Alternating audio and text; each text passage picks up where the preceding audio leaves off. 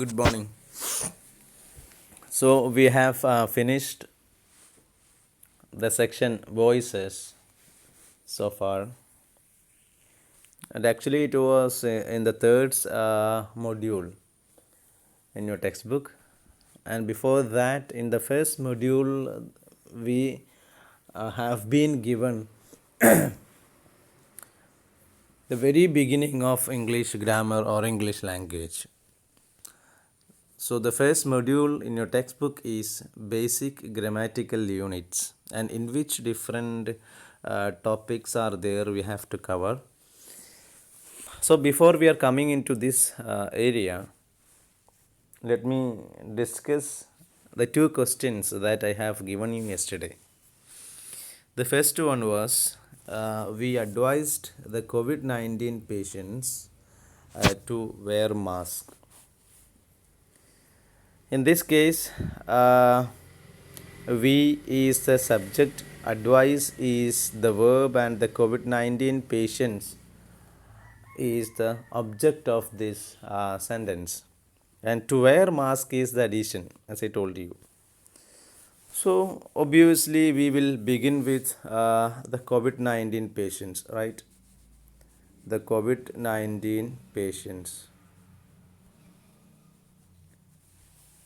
Then we need to add an auxiliary verb, and you just look into the verb in the sentence, that is simple present.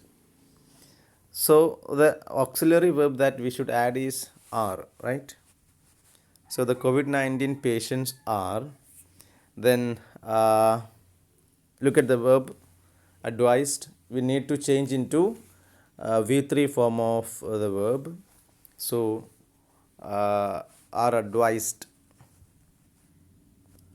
Are advised. Yes, are advised. We can add by us if needed, but it is not essential. So the COVID-19 patients are advised to wear mask. That is the answer of this question. And you have a tendency of copying answers from your friends. It's very clear. If anyone makes a mistake, you will copy it. So you are just copying the mistakes. You are not even listening to the classes, I know, because it is, I can check it here.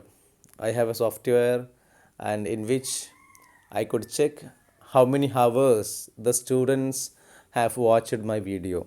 So when comparing the number of viewers, maybe the number of viewers will be 19 or 20, even 35 members have been got for me for a single video. So for example, let me say if a video has 20 minutes duration, and the number of students watched the video is around 25, and if I go through the total viewers minute through this application, I could see the total minutes is for example 40 minutes or 45 minutes. That means only 2 or 3% or the whole students, they have watched it in a not in a complete way. They are just opening it and closing. That is what happening here, I know. But before that, before doing that, let me remind you one thing. No one is there in your examination hall to tell you answers. Don't expect that much easiest arrangement that you have got in the last semester for every semesters. Okay, things may be changed. Things are changing now. So don't try to copy from your friends. It's like a game, right?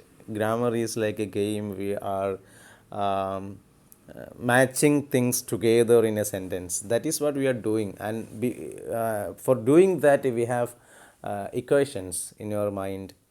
So you just try in your own way to complete the questions. So the next question, this is why I told you the next question was, let me write it here. Don't switch on the motor. Don't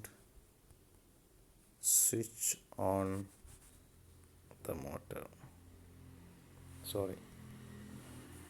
Switch on the motor. See, yes. Before you are doing the passives of this sentence, you just understand what kind of sentence is this. Please switch on the motor. What is this? It's a command, right? Make the bed, lock up that house. This is what we have discussed in the last classes, right? So, don't switch on the motor is also a command, right? Open the door, take the camera. Don't take the camera. Don't open the door. These are also, it's a negative command.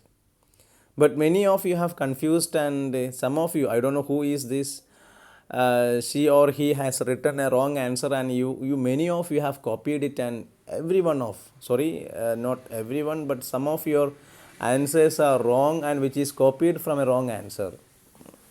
So you have your own brain, right? Don't try to copy others, even the mistakes or even the correct answers, whether it is mistake or correct answer. So it's a command. So let me write the answer. Don't will be there. Don't. Many of you have changed don't as are. Okay, don't will be there. Don't. And if the sentence is a command, I told you we have to add let. Don't let. Then the motor is object of the sentence that will come into the subject position. So don't let the motor. This is motor. Okay. Don't let the motor be switched on. Be is the auxiliary verb. Switched is the verb. Switched on. This is the answer. Don't let the motor be switched on. Okay. Let's I'm just winding up this section. Okay, we have taken so much time for this. Now let's move on to the first module. See, we are in the very beginning of English grammar. The first module, basic grammatical units. In this module we have 7 chapters. Don't forget that. Form class and function class words, identifying the grammatical labels and functional labels of words, verb in function, gerund, infinitive, participles, then synonyms, antonyms, mood, modality, morphology, compounding and affixation, inflection and derivation, phrasal verbs and idioms. These are there in your first module. And let's come to the second module. The name of the second module is the sentence, in which we have 2 chapters, word order and sentence pattern, then condition and subordination. These 2 are in the second module. Then another module, third module, I told you the topics that we have discussed so far come in the third module. Okay, so the third module consists of tag question, active and passive voices. These 2 topics we have covered already.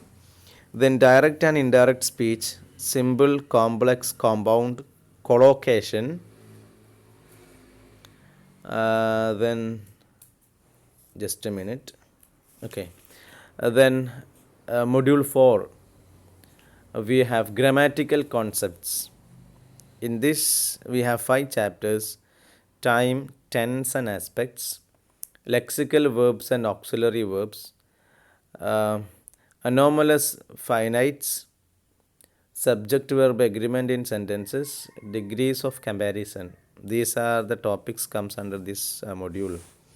And in the last module we have practical exercises. For example, we have 4 chapters: rearrange jumbled words, errors in the use of common words and phrases, paragraph editing, translating from mother tongue to English. So these are The